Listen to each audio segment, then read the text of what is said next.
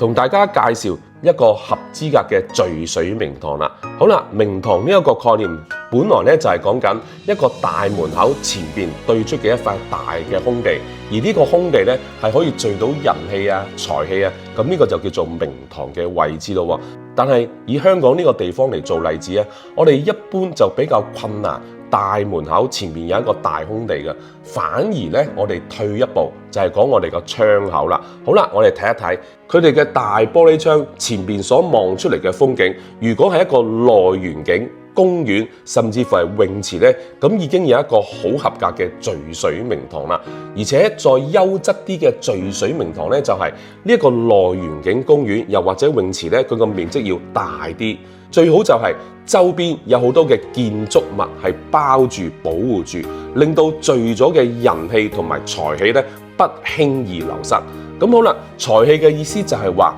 我哋辛苦得翻嚟嘅財富、成果、地位係可以累積得越嚟越多，咁就叫做聚財氣咯。咁聚人氣或者係聚人丁啦，就係話，譬如有一啲嘅住宅係好留得到人喺度嘅，咁呢啲留得到人嘅住宅就叫做聚人氣啦。甚至乎如果係公司、寫字樓、商鋪，係佢哋嘅顧客嘅數量會越嚟越多，咁呢啲亦都係叫做聚人氣咯。咁好啦，一般嚟講，如果以好嘅風水嚟計，就係我哋個大窗前邊有一個大嘅明堂，係聚水聚財嘅感覺。所以一般嚟講，如果你問我究竟望海嘅風水係優質啲啊，定係望前邊有一個內園景、公園又或者係泳池嘅風水係優質啲呢？我覺得以安全同埋以風水良好嘅角度嚟講，一定係望公園、內園景同埋望泳池嘅。但係望海嘅風水唔係唔好，因為望海嘅風水你要牽涉好多嘅範疇，例如係你嘅方向、